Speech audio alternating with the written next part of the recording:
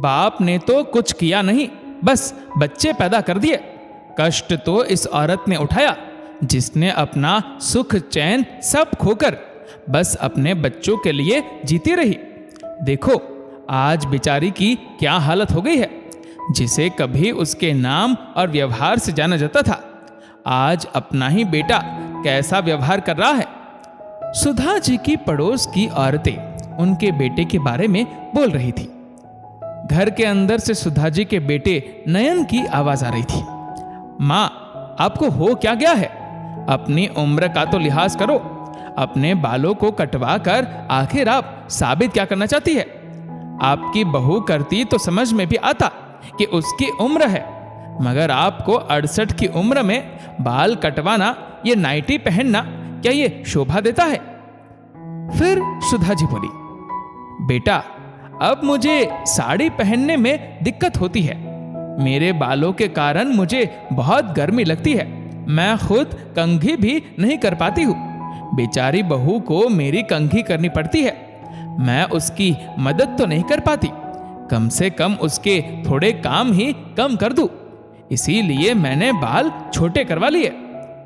तो नयन बोला, बहाने मत बनाइए। जाने इस उम्र में आपको क्या सूझा है। अभी इतना शौक है तो अपने जमाने में जाने आपके कितने शौक होंगे। अरे जो शौक उस वक्त नहीं पूरे हुए, क्या उसे आप इस उम्र में पूरा करेंगी? सोच कर ही मुझे शर्म आ रही है। वो बोली, जिस बेटे को मैंने कभी किसी बात के लिए टोका नहीं, आज वो बेटा मुझे आंखें दिखा रहा है। उनकी आंखों से आंसू बह रहे थे।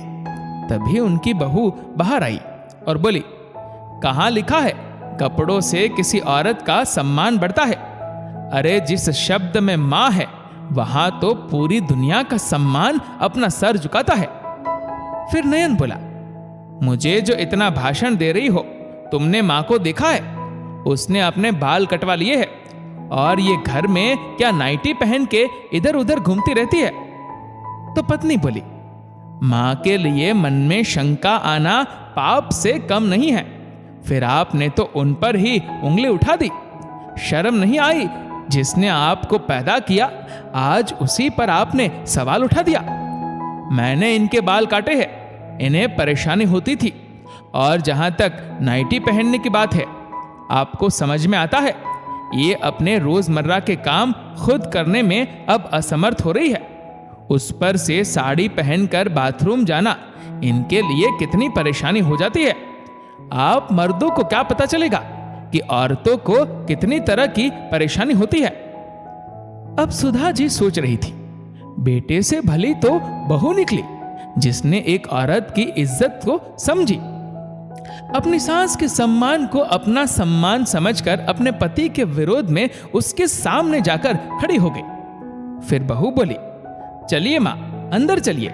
इनके पास कोई काम तो है नहीं, तो पूरे दिन घर में चिल्लम चिल्ली ही करते हैं। घर के बाहर तक आवाज जा रही है, लोग बातें करते हैं, इन्हें कुछ समझ में नहीं आता।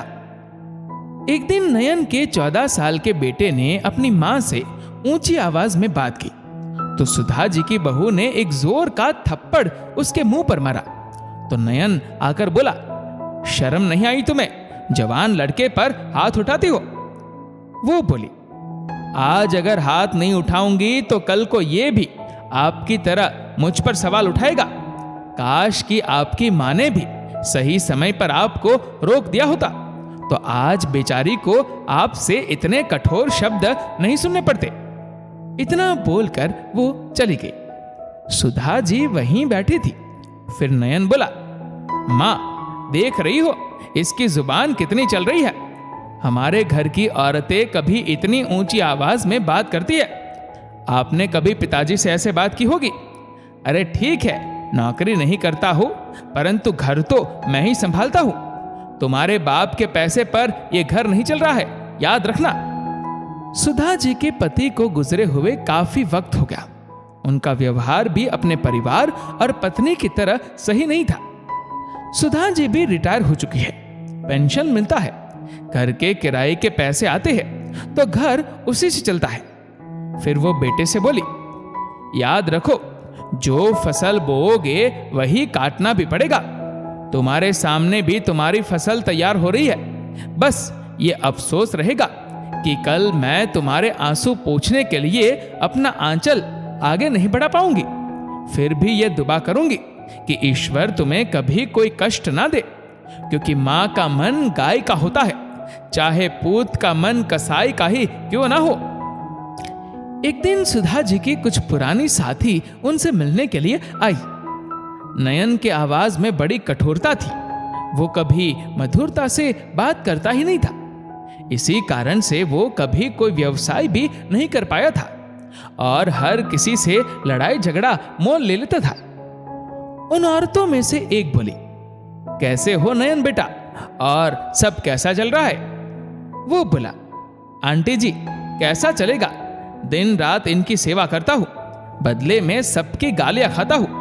जिनके सर पर माँ बाप बोझ बनकर रहते हैं, वो बेटा क्या सुख से जी पाएगा। इतना कहकर वो चला गया। फिर एक महिला बोली, मानना पड़ेगा सुधा जी, आप में बड़ी ही सहन शक्ति है। ये अपनी माँ की कमाई पर जीता है, उसे ही आंखें दिखाता है। आपको कभी पति ने सम्मान नहीं दिया, फिर भी आप एक माँ होने का धर्म निभाती रही और अपने बच्चों में अच्छे संस्कार की रचना करती गई। बदले में देखो क्या मिला। तो सुधा जी बोली, जिसे पति से सुख और सम्मान नहीं मिला, उस औरत को बेटे से सम्मान की उम्मीद भी नहीं करनी चाहिए। कहीं ना कहीं पाप जीत गया और मेरी परवरिश हार गई। तभी उनकी बहू आकर बोली, माँ जी क्या बेटे से ही घर होता है, उसकी बहू से नहीं। ये घर परिवार सब आपका है। आज भी इस घर की मुखिया आप है, क्योंकि इस घर को आपका बेटा नहीं आप चला रही है, तो आप अपने आप को किसी से कम मत समझिए। फिर उनकी एक सहेली बोली, सुधा जी आप हार कर भी जीत गई है। आज के युग में हर औरत को अपनी बहू से ही परेशानी होती है, परंतु आपकी बहू आपके बेटे से बढ़कर आपको सम्मान देती है। तो सुधा जी की बहू बोली, अगर मैं अपनी सास का सम्मान नहीं रख पाई, तो आगे चलकर अपने सम्मानों की रक्षा कैसे करूंगी। माँ का मन गाय का जरूर होता है, परंतु बच्चों को सही राह पर लाने के लिए अपने मन को कठोर बनाना ही होगा। सुधा जी को आशा थी कि चलो मेरा तो जो होना था हो गया, आगे चलकर इस परिवार में औरतों का कभी अपमान ना हो। इस बात की उम्मीद रखती हूँ कि मेरी बहू माँ के साथ साथ एक शिक्षिका का भी धर्म निभाएगी और अपने बच्चे को सही राह पर लाएगी। दोस्तों, जिसने अपनी माँ की और पत्नी की इज्जत नहीं की, वो अपने बच्चों से उम्मीद कैसे रख पाएगा।